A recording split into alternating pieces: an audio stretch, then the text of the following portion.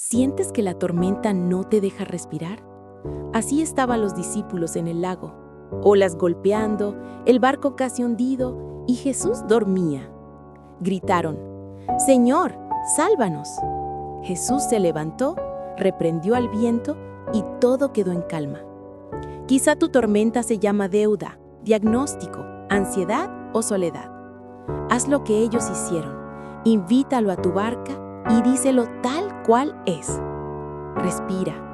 Suelta el timón